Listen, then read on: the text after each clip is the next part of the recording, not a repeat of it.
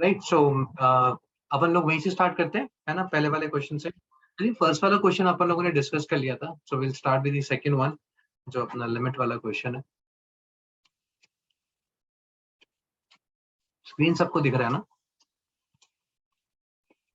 Yes sir. Yes. So second वाला, I think second वाला भी अपन ने डिस्कस कर लिया था. So will start with the third one. So third one belongs to complex numbers. अब देखो ये क्वेश्चन बोलना क्या चाह रहा है.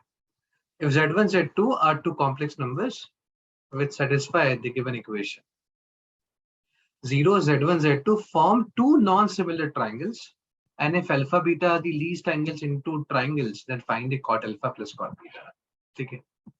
So पहले मुझे अल्फा बीटा निकालना पड़ेगा, फिर अल्फा बीटा से cot alpha plus cot beta की वैल्यू आ जाएगी.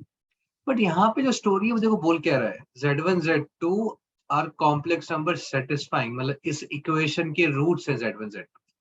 Z1, Z2 इसको फुलफिल कर रहे होंगे ना. और 0, Z1, Z2 form two non similar triangles. इसका मतलब Z1, Z2 की दो वैल्यूज आएंगी मेरे पास, एक नहीं आएगी. तो सबसे पहले अपन इसकी वैल्यू निकालने की कोशिश करते हैं. तो अब देखो इसको सॉल्व कैसे करेंगे अपन. तो मुझे ये कहानी समझ में आ रही है. इस इक्वेशन को सॉल्व करने से Z1, Z2 की कुछ आएगा. Z1, Z2 की दो वैल्यूज आनी चाहिए, बिकॉज दो वैल्यूज होंगी तो दो मेरे पास अलग अलग ट्राइंगल्स मिल जाएंगे. और अगर Z1, Z2 आ गए तो ट्राइंगल के वर्टिसेस आ जाएंगे. राइट. Z1, Z2 क्या होंगे? पॉइंट्स ही तो होंगे. If Z1 is x, y which is x plus iota y, तो x, y मेरा पॉइंट हो गया. पॉइंट मिल जाएंगे तो फिर ट्राइंगल में एंगल तो अपन निकाल लेंगे प्रॉपर्टी ऑफ ट्राइंगल से. So all I need to do is find out Z1, Z2. अब इक्वेशन गौर से देखते हैं. Z1 अपॉन Z2 दिख रहा है, यहाँ पे Z2 बाय Z1 दिख रहा है. सो मैं एक काम करता हूँ, Z1 अपॉन Z2 इसको मैं कुछ t डाल देता हूँ, है ना. दोनों में Z1 अपॉन Z2 है, तो अपना इक्वेशन क्या बन जाएगा? अपना इक्वेशन हो जाएगा t/2 plus 2/t is equal to iota. इसको सिंप्लीफाई करते हैं. ये अपने पास बनेगा t² plus 4 is equal to 2 iota t. तो यहाँ से मेरे पास बनेगा t² minus 2 iota t plus का 4 is equal to 0. So now will it's a quadratic, है ना. तो कुछ नहीं करना, बस रूट निकाल दो इसका. और क्या है, फॉर्मूला लगा दो अपना. कितना हो जाएगा? t is equal to minus b plus minus under root b² मतलब 2 आयोटा का whole square. So minus 4 AC is minus 16, right, upon 2a. तो ये मेरे पास कितना हो जाएगा? 2i प्लस माइनस ये हो गया 20, है ना, माइनस का 20. तो ये जाएगा 2√5 आयोटा अपॉन 2. सो अपने पास यहाँ से t का वैल्यू कितना आ जाएगा? Iota 1 plus minus 2√5. दो वैल्यूज आ गई ना t की मेरे पास यहाँ पे. सो यहाँ से अब मैं क्या बोल सकता हूँ कि Z1 अपॉन Z2 जो है वो आपके पास क्या है? 1 plus minus 2√5 into iota. Purely imaginary number बन गया. Won't it be just √5 because the 2 gets cancelled, right? अच्छा, 2 तो कैंसिल हुआ. Thank you.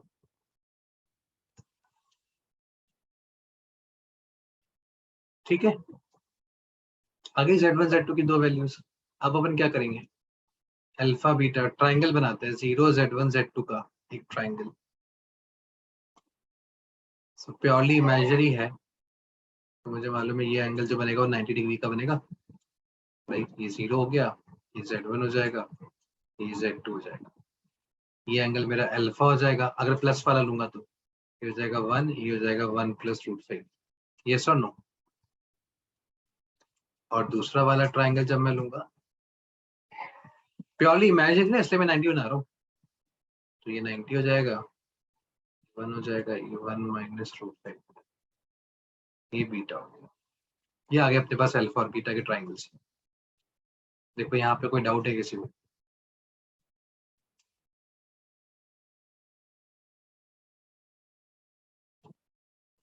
है ना. अब यहाँ से तुम कॉट अल्फा की वैल्यू निकाल लो और कॉट बीटा की वैल्यू निकाल लो और दोनों का सम कर दो, अपना आंसर आ जाएगा.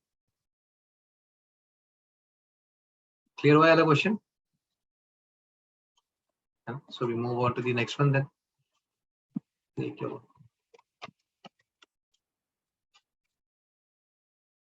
देखो अगला वाला एग्जाम्पल क्या बोल रहा है।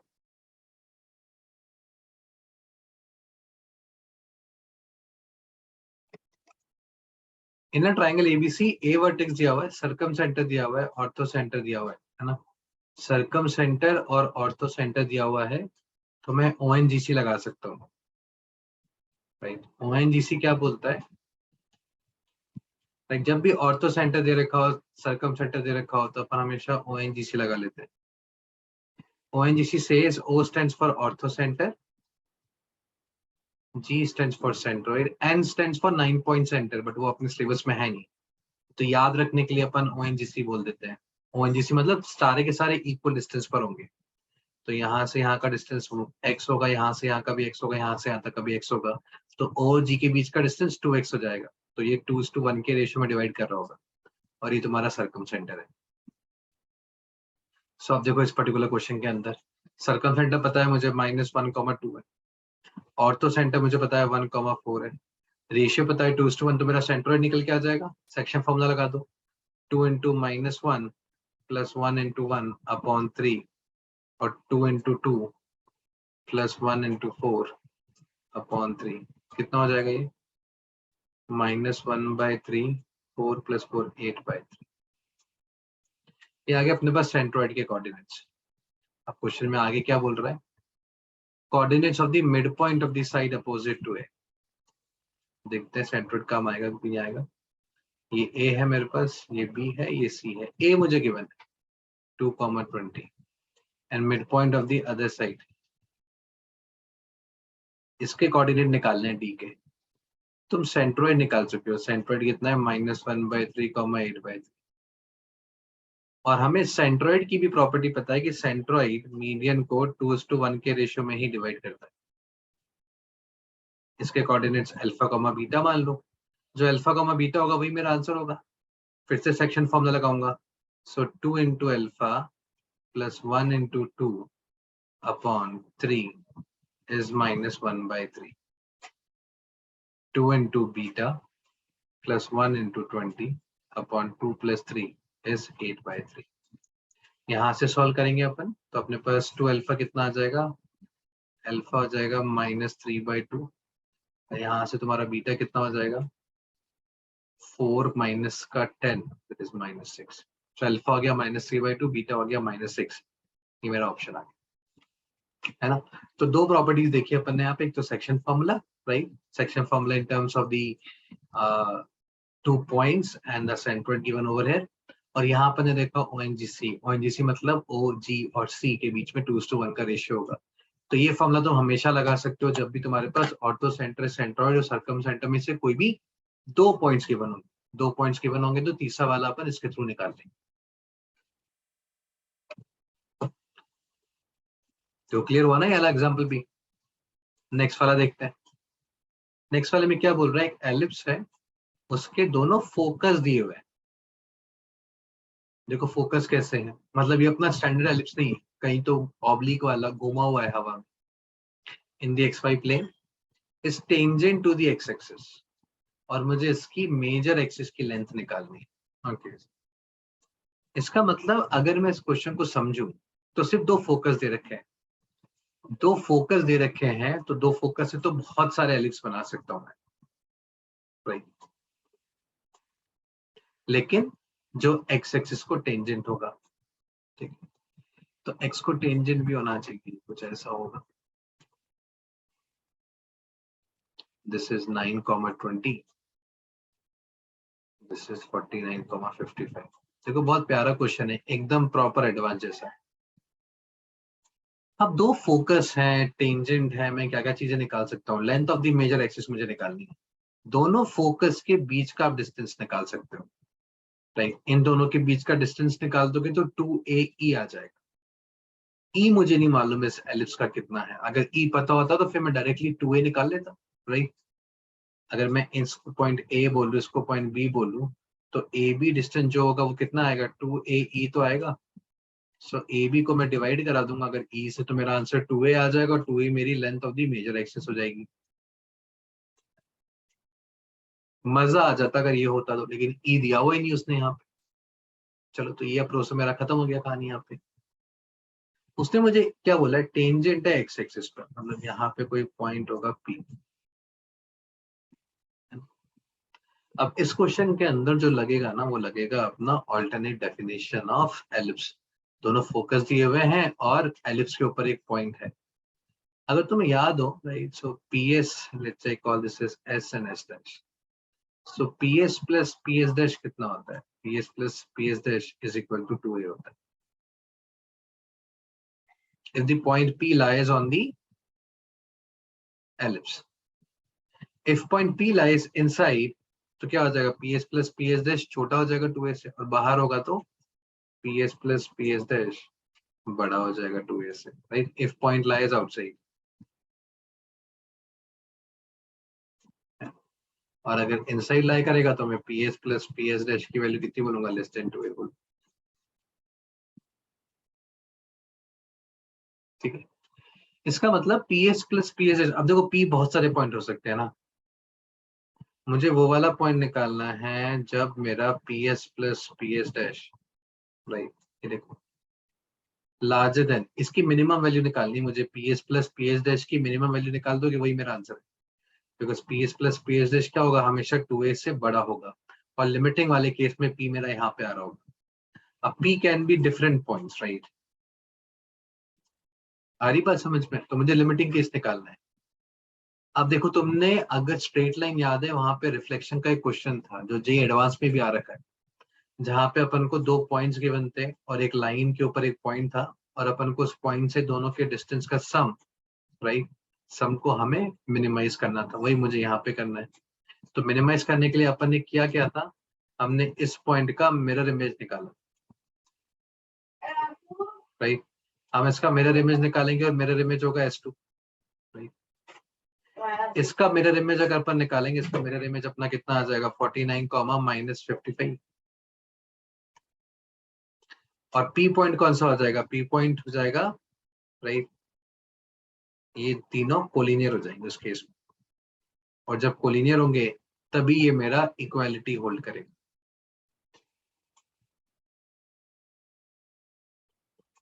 Right?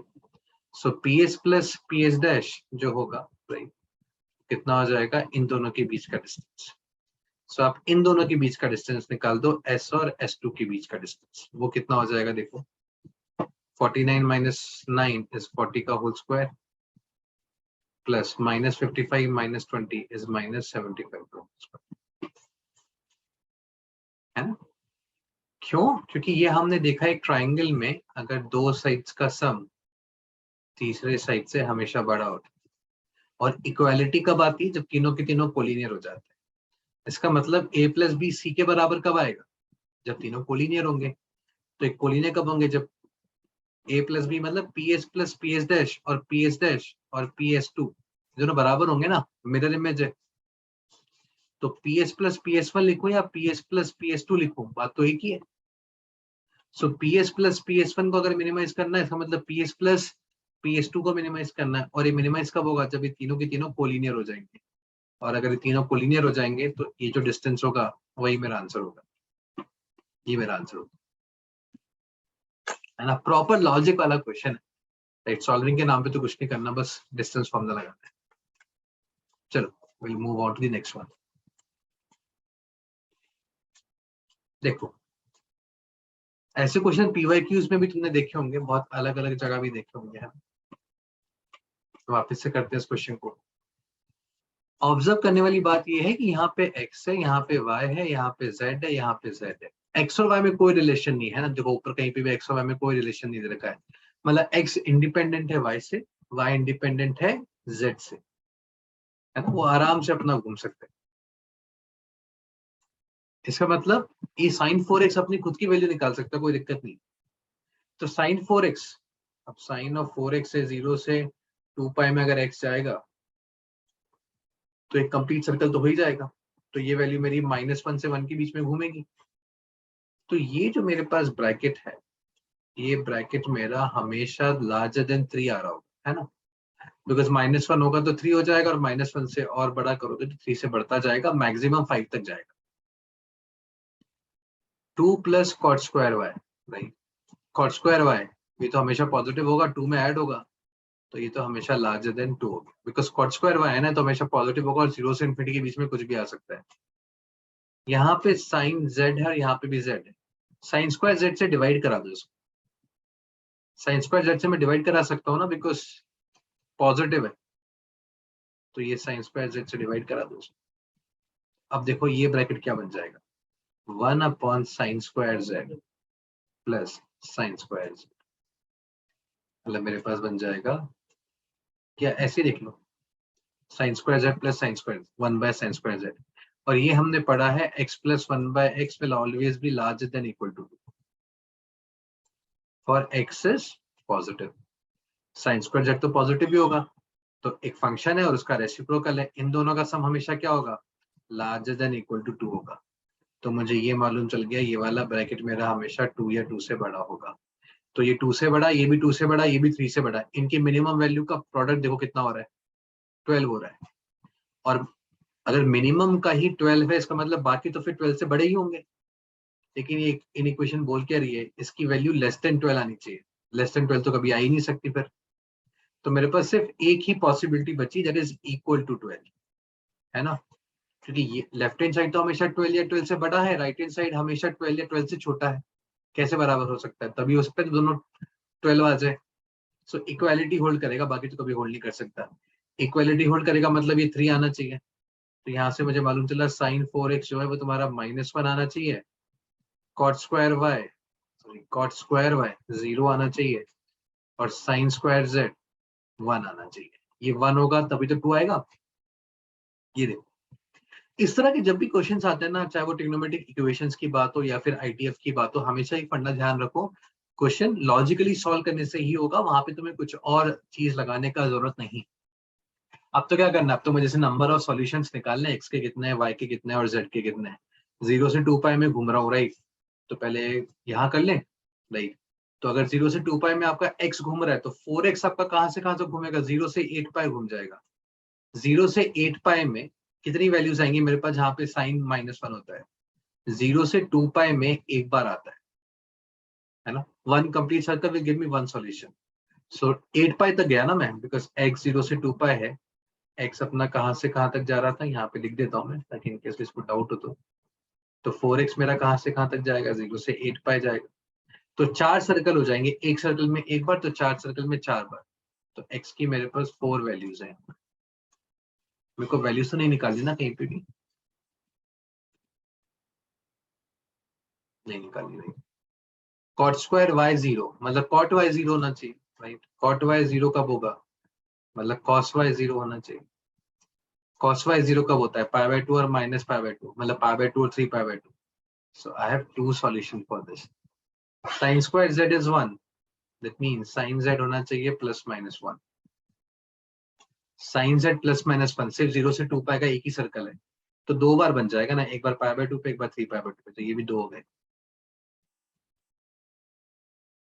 Now number of ordered pairs of x, y, right, x, y कितने पेयर हो जाएंगे, 4 पेयर हो जाएंगे, नहीं, राइट, x की 4 वैल्यूज आ रही है मेरे पास, 4 और 2 वैल्यूज यहाँ पे आ रही है, तो 8 वैल्यूज हो जाएंगी, y और z के कितने पेयर हो जाएंगे, y और z के 4 पेयर हो जाएंगे, z और x के कितने हो जाएंगे, इसके 8 हो जाएंगे, y और z such that y is equal to z 2, ये भी सही है क्योंकि दोनों सेम ही आ रहे हैं, देखो आया समझ में। Yes. अगला क्वेश्चन देखो, ये क्वेश्चन क्या बोल रहे हैं, अच्छा पीएनसी के ऊपर है, ठीक है, चलो इसको भी देख लेते हैं। A contest consists of ranking 10 songs, have 10 songs, out of which 6 are Indian, 4 are Western. Okay, fine. Number of ways of ranking. Ranking means arrangement, right? There are exactly 3 Indian classical songs in the top 5. Okay. So top 5 में 3 Indian होने चाहिए. So 1, 2, 3, 4, 5. बाकी इन 5 में कुछ भी हो मुझे कोई फर्क नहीं पड़ता है। तो सबसे पहले मैं क्या करूंगा यहाँ पे, सबसे पहले यहाँ पे जो 5 रैंक्स हैं, राइट, आई विल डिसाइड कि वो 5 रैंक में से कौन सी 3 रैंक पर इंडियन सॉन्ग्स होंगे। तो मैंने पहले सिलेक्शन किया है रैंक्स का, प्लेसेस का 5C3। अब मैंने बोला कि इंडियन क्लासिक में से फिर 3 सॉन्ग्स निकाल लो, तो 6C3 मैंने सॉन्ग्स निकाल ली, कौन से सॉन्ग्स में टॉप 3 में डालूंगा, मतलब टॉप 5 में डालूंगा, और फिर उन तीनों को मैं अरेंज करा सकता हूँ। ये आया समझ में? 3 सॉन्ग्स निकाले, 3 जगह निकाली, अरेंज करा दिया। अभी मेरी कंडीशन तो फुलफिल हो गई ना, अब जो बचा उसको मैं कैसे भी अरेंज करा सकता हूँ, बट यहाँ पे जो 2 जगह होंगी वहां पे वेस्टर्न सॉन्ग ही आएगा, तो पहले वेस्टर्न सॉन्ग भी निकाल लो एक 4C2 और उनको इन 2 जगह पे अरेंज करा दो फैक्टोरियल 2। तो ये सर्कल अपना पूरा हो गया, राइट? जो मैं हमेशा बोलता हूँ पीएनसी में कंस्ट्रेंट्स पहले फुल करा दो। अब जो आपके पास 5 गाने बचे उनमें से 2 वेस्टर्न बचे होंगे, 3 इंग्लिश सॉरी 3 इंडियन बचे होंगे, उनको कैसे भी अरेंज करो, कोई टेंशन नहीं है अपन को। This is into factorial 5। अब इसको सिंप्लीफाई कर लो, अगर ये फैक्टोरियल 5 का होल क्यूब आ रहा है तो मेरा आंसर ए है, अदरवाइज मेरा आंसर ए नहीं। Second one, top rank goes to Indian classical song. अच्छा, सिर्फ टॉप रैंक मेरा इंडियन क्लासिकल को जाना चाहिए, तो फिर 6 में से एक सॉन्ग निकालूंगा, उसको फर्स्ट प्लेस पे डाल दूंगा मैं। अब बाकी जो जगह है वहां पे कोई भी है उससे मुझे कोई फर्क नहीं पड़ता है, तो अपन क्या करेंगे, बाकी कितने बच गए, 9 फैक्टोरियल है ना, बाकी तो कैसे भी अरेंज करा दो। फर्स्ट प्लेस पे अपना एक इंडियन क्लासिक सॉन्ग आ गया, तो ये तो 6 इंटू 9 फैक्टोरियल, ये तो सही है फॉर श्योर, है ना। ए को चेक कर लेना, मैं ए को चेक नहीं कर रहा हूँ, बी तो करेक्ट है, साफ साफ दिख गया 6 इंटू 9 फैक्टोरियल। ये the ranks of all western songs are consecutive, मतलब चारों वेस्टर्न सॉन्ग कॉन्जिक्यूटिव होने चाहिए। फिर कॉन्जिक्यूटिव होंगे तो क्या क्या हो सकते हैं, 1 2 3 4 प्लेसेस लिख रहा हूँ, या फिर 2 3 4 5, या फिर सबसे लास्ट में क्या होगा 10 9 8 7। तो ये 7 पॉसिबिलिटीज है। अगर मैं इस पॉसिबिलिटी की बात करूं कि फर्स्ट वाले मतलब चारों वेस्टर्न सॉन्ग 1 2 3 4 पे आएंगे, तो अरेंज भी तो कर सकता हूँ चारों को, तो 4 फैक्टोरियल में अरेंज हो गया। बाकी जो 6 जगह बच गई उन 6 पे तो 6 क्लासिकल सॉन्ग अरेंज करना है, फैक्टोरियल 6 कर दो। इसमें क्या होगा, फिर से वही 4 प्लेसेस हैं, फैक्टोरियल 4 हो जाएगा। वेस्टर्न सॉन्ग का जो बचा वहां पे इंग्लिश सॉरी इंडियन सॉन्ग्स, सबका सेम ही आंसर आएगा। तो ये क्या हो जाएगा, factorial 4 into factorial 6 added 7 times, so into 7। ये भी करेक्ट है, 4 फैक्टोरियल इंटू 7 फैक्टोरियल बन रहा है। देखो अप्रोच समझ में आ रहा है ना कैसे कैसे कर रहा हूं मैं। डी वाले को भी देख लो, 6 Indian classical songs are in the specified order. ठीक है, इसका मतलब इन 6 इंडियन क्लासिकल सॉन्ग्स को मुझे अरेंज नहीं करना है, इनका ऑर्डर तो फिक्स्ड है। ठीक है, ये वाला आएगा, ये वाला आएगा, ये वाला आएगा। अब देखो मैं पहले टोटल अरेंजमेंट्स कर देता हूँ। टोटल अरेंजमेंट्स कितना हो गया, फैक्टोरियल 10 हो गया। अब इन टोटल अरेंजमेंट में सोच के देखो, वो 6 इंडियन क्लासिकल सॉन्ग्स भी आपस में अरेंज हो गए होंगे। मान लो मैंने वेस्टर्न सॉन्ग्स को ABCD फर्स्ट 4 प्लेस पे डाल दिया, तो अब बाकी 6 पे आपने 6 के 6 इंडियन क्लासिकल अरेंज किए, जबकि इनको तो अरेंज करना ही नहीं, वो तो एक ही अरेंजमेंट होगा। तो मुझे वो क्लासिकल वालों का अरेंजमेंट रिमूव करना है। So, अगर आपको किसी चीज का अरेंजमेंट रिमूव करना होता है तो आप डिवाइड करा देते हो उन चीजों के अरेंजमेंट से। ये मेरा आंसर हो गया डी का। टोटल अरेंजमेंट में से मैंने क्लासिकल वाले सॉन्ग्स का अरेंजमेंट को रिमूव करा दिया। Now factorial 10 upon factorial 6 is nothing but 10p4 के बराबर आ जाएगा, बिकॉज np4 का फॉर्मूला लगा दो, सेम चीज ही आएगी। तो मेरा डी भी करेक्ट है, राइट। तो एटलीस्ट BCD तो करेक्ट है, ए तो मैं चेक करना पड़ेगा, राइट, क्योंकि ए का अपन ये वैल्यू निकाले, तो सिंप्लीफाई करके देख लो 5 फैक्टोरियल का होल क्यूब आ रहा है तो ठीक है, नहीं आ रहा तो फिर BCD अपना आंसर है। अब देखो चारों क्वेश्चन में जो जो मैंने अप्रोचेस लगाए, अप्रोचेस क्लियर है कि नहीं, स्पेशली डी वाला अप्रोच, बिकॉज ये वाला अप्रोच अपन को बहुत कम देखने को मिलता है। Yes, sir.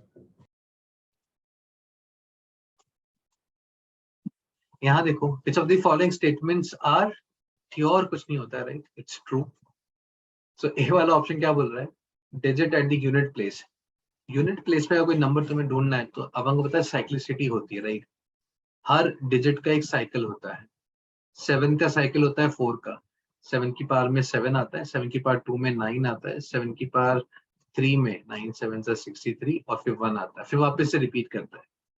इसका मतलब अगर 7 की पावर 4k प्लस 1 होगी तो 7 आएगा, 4k प्लस 2 होगी तो 9 आएगा, 4k प्लस 3 होगी तो 3 आएगा, और 4k होगी तो 1 आएगा। क्योंकि लास्ट प्लेस तो सिर्फ लास्ट प्लेस पे डिपेंड करेगी, मुझे 1 से मतलब ही नहीं है।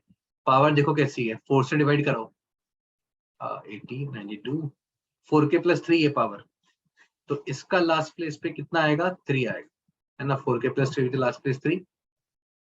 ये भी क्या है, वही, तो इसका भी लास्ट प्लेस कितना आएगा, 3 आएगा। तो ये तो 3 - 3 तो 0 हो गया, ये तो कैंसिल हो गया आपस में, लास्ट प्लेस कैंसिल हो गए, नंबर कैंसिल नहीं होगा, लास्ट प्लेस पे 0 आ जाएगा, है ना। बाकी तो कुछ ना कुछ नंबर तो आएगा ही ना, मेरे को तो सिर्फ लास्ट प्लेस से मतलब है। सो ये कुछ नंबर बनेगा ऐसा ABCD टाइप्स, ये कुछ बनेगा XYZ टाइप्स, पर लास्ट प्लेस तो माइनस है, 3 - 3 0 हो जाएगा। जो इसका लास्ट प्लेस है वही मेरा आंसर है, और 11 की पावर कुछ भी कर लो, राइट, लास्ट प्लेस हमेशा 1 ही रहेगा। सो A is the correct answer, 1 of the correct, right. Second, 7 से डिवाइड करना है इसको, तो पहले 106 को 7 से डिवाइड कर दो, राइट। अपन 106 को 7 से डिवाइड करेंगे तो कितना हो जाएगा, 70, फिर 98, 105 मल्टीपल होता है, तो 1 रिमाइंडर बचेगा, तो सो 1 हो गया। डायरेक्टली बेस को डिवाइड कर दो 7 से, तो टेंशन लेना। 85 को डिवाइड करोगे 7 से तो कितना हो जाएगा, 70, 84 होता है ना 7 का मल्टीपल, ये भी 1 रिमाइंडर देगा। 1 की power 85 is 1, 1 - 1 is 0, so I know this is divisible by 7। देखो सबको आया ना समझ में, बायनोमियल में लगाने का जरूरत ही नहीं है, तो बेस को डिवाइड कर दो directly. The positive integer which is just greater than this, एक तुमने फॉर्मूला पढ़ा होगा, 1 + x की power n is approximately equal to 1 + nx। First 2 terms, आगे भी कुछ टर्म तो होंगे, है ना। लेकिन देखो 1 प्लस सेकंड टर्म कितना हो जाएगा, 0.001 into 1000, so 0.1। अगला वाला तो इससे और कम हो जाएगा, राइट, फिर अगला वाला उससे और कम हो जाएगा, तो 1 plus point something something something बनता रहेगा। मतलब जो मेरी अप्रोक्सीमेट वैल्यू है वही कितनी आ रही है, 1.1 आ रही है, मतलब ये 1 पॉइंट समथिंग घूम रहा होगा। आ रहा है कि नहीं आ रहा समझ में। सो अब देखो positive integer just greater than, so 1 point something से जस्ट ग्रेटर देन मुझे कौन सा इंटीजर मिलेगा, 2 मिलेगा। बिल्कुल सही बात है भाई, तो बी मेरा आंसर हो गया, sorry C is also correct. D में क्या करना है, A0, A2, A4, A6 alternate terms का सम निकालना है। ऑल्टरनेट टर्म्स का सम अपन कैसे निकालते हैं, आप x को 1 डाल दो, x को -1 डाल दो, और आप ऐड करा दो, ऐसे निकालते हो ना अपन alternate. You put x = 1, you put x = -1 and you add. तो x को 1 डाल दो, 1 डाल दोगे तो कितना हो जाएगा, 3 - 0 0 हो गया। तो अगर 1 डाल दूंगा तो मेरे पास बन जाएगा A0 + A1 + A2x² and so on. और x को -1 डाल दो, सो -1 डाल दूंगा तो कितना हो जाएगा, -1 -3 -5 -5 + 1 is -4, -4 की इवन पावर, सो 4 की even power is equal to A0 - A1 + A2। ये बनेगा, -1 डाल दूंगा तो दोनों को ऐड करा दो, सो 4 की पावर 2010 किसके बराबर आ जाएगा, twice A0 + A2 + A4 and so on. 2 से डिवाइड कर दूंगा तो मेरा आंसर कितना आ जाएगा, 4⁻2010 डिवाइड बाय 2। अभी तो इवन नंबर ही आएगा ना, इतनी बार 4 मल्टीप्लाई हो रहा है, एक तो कैंसिल हो ही जाएगा, बाकी सारे 4 बच जाएंगे, मल्टीप्लाई करने पे 4 ही मतलब इवन नंबर ही आएगा। तो दिस इज ऑल्सो करेक्ट। और अगर यहाँ पे A1 A3 होता तो फिर मैं इन दोनों का डिफरेंस निकालता, राइट। जब भी डिफरेंस, दो का डिफरेंस अगर तुम्हारे कोएफिशिएंट में है तो अपन x को +1 और -1 डालते हैं। अगर 3 का डिफरेंस आपको चाहिए होगा, मान लो यहाँ पे वो तुमसे पूछ लेता A0 + A3 and so on, 3 का डिफरेंस अगर चाहिए तो अपन फिर 1 ओमेगा और ओमेगा² डालेंगे।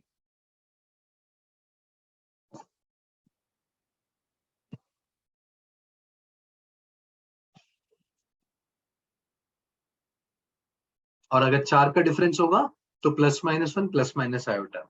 सो बेसिकली जितने का डिफरेंस होता है ना, उतना आप nth रूट ऑफ यूनिटी के रूट्स डालते हो। अगर 2 का डिफरेंस है तो square root of unity, that is 1 और -1। 3 का डिफरेंस चाहिए आपको तो क्यूब रूट ऑफ यूनिटी। 4 का डिफरेंस आपको चाहिए तो fourth root of unity. Fourth root of unity हो जाएगा अपने पास +-1 + आयोटा। Now next example देखो बोल क्या रहा है, f1 f2 f3 be a sequence of integers satisfying fn - 1 + fn is equal to 2n। तो अभी देखो मुझे ये सीक्वेंस दिया हुआ है,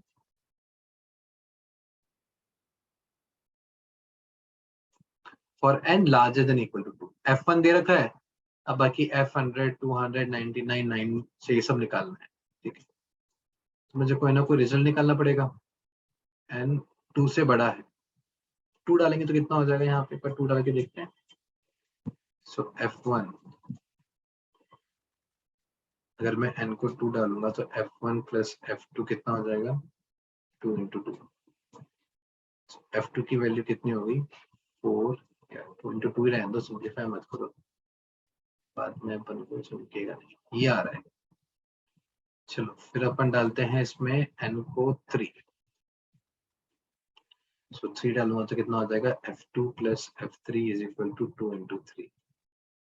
सो F3 अपने पास कितना हो जाएगा, 2 इंटू 3 माइनस 2 इंटू 2 प्लस का 100, तो ये हो गया मेरे पास 2 इंटू 1 प्लस का 100। ओके, F4 निकालते हैं, तो मैं 4 डालूंगा तो बनेगा F3 plus F4 is equal to 2 into 4।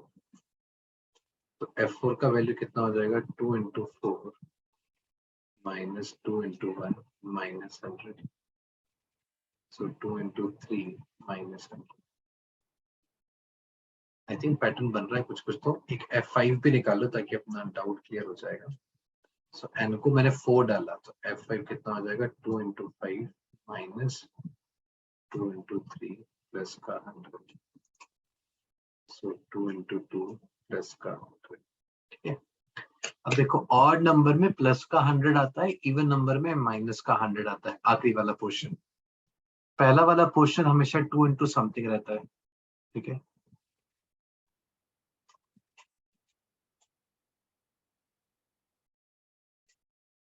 F2 में 2 इंटू 2 था और F5 में भी 2 इंटू 2 था, सॉरी F2 और F4। हाँ ठीक है, F2 और F4 में देखो, राइट, 2 3 नंबर इंक्रीज हो रहा है, और F3 और F5 में देखो, वहां पे भी आपका नंबर इंक्रीज हो रहा है, 1 2 3। ठीक है, तो यहाँ से अपन को पैटर्न मिल जाएगा ना कि अगर आपको F2 पे 2 आया और F4 पे कितना आया, 3 आया,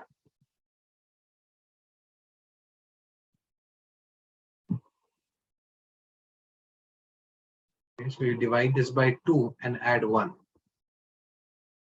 So F even नंबर अगर होगा तो आप कैसे निकालोगे, 2 इंटू n प्लस 1 माइनस 100, है ना। और अगर ये ऑड नंबर है तो आप क्या कर रहे हो, ऑड नंबर में क्या चल रहा था, ऑड नंबर में प्लस का तो 100 आ रहा है, और यहाँ पे आ रहा है 2 इंटू 1 2 इंटू 2, सो 2k प्लस 1, राइट। सो n को 1 डाला, n को 2 डाला, हाँ, सो n आ रहा है, ये सीधा सीधा 2n, ये आ गया अपने पास, है ना। मैंने पैटर्न ढूंढ लिया बस, और कुछ नहीं किया। F1 F2 F3 F4 की वैल्यूज निकाली और अपन ने जनरलाइज कर दिया उसको, तो इवन के लिए अलग हो गया, ऑड के लिए अलग हो गया। अब तो बस कुछ नहीं करना, 100 की वैल्यू निकालनी है, 200 की वैल्यू निकालनी है, तो n 100 ये वाला डालेंगे अपन। सो 2n 100 होगा तो n कितना हो जाएगा, 50, तो यहाँ पे डाल दो 50। सो ये कितना हो जाएगा, 51 इंटू 2 इज 102, 102 माइनस 100 इज 2, ये करेक्ट हो गया। 200 डालूंगा तो ये 200 होगा तो n होगा 100, 101 इंटू 2 इज 202, 202 माइनस 100 इज 102, ये भी करेक्ट है। ऑड नंबर के लिए ये वाला होगा, 99 के लिए ये कितना होगा अपना, 49, राइट। सो ये जाएगा 49 2 जा 98, 98 प्लस 100 इज 190, ये भी करेक्ट है। 9 के लिए कितना होगा, 4 होगा, सो 4 2 जा 8, 8 प्लस 100, ये गलत हो गया, है ना। 4 2 जा 8, हाँ 4 2 जा 8 प्लस 100 108 आता, उसमें 100 लिखा हुआ है, तो अपना आंसर क्या हो जाएगा, ए बी एंड सी। देखो ये सारे क्वेश्चंस यहाँ तक समझ में आए कि नहीं आए, Yes.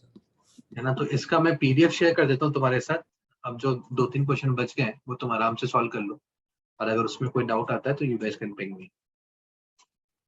बट जितने भी अपन ने क्वेश्चन देखे, अप्रोच क्लियर हुआ ना सब। Yes. इसमें अगर तुम्हें ऐसा है कि मतलब तुम्हें लेवल कैसा लगा, तुम्हें इजी लग रहा है, मॉडरेट लग रहा है, डिफिकल्ट लग रहा है, ताकि मैं अगला जो क्वेश्चंस लेके आऊंगा मैं वो उस अकॉर्डिंगली लेके आऊंगा। It seemed like moderate to me. ठीक है, राइट। तो मतलब नेक्स्ट टाइम ऐसे क्वेश्चंस और थोड़ा सा इसके और एडवांस वाले क्वेश्चंस, और जो मैंने वो पीडीएफ दिया हुआ है वो पीडीएफ सॉल्व करते रहो, राइट, बिकॉज उस पीडीएफ में बहुत अच्छे अच्छे सेलेक्टेड क्वेश्चंस है, so those gonna help you immensely. Right. चलो भाई, we will meet in the next class. मैं नेक्स्ट क्लास का टाइमिंग डालता हूँ थोड़ी देर में.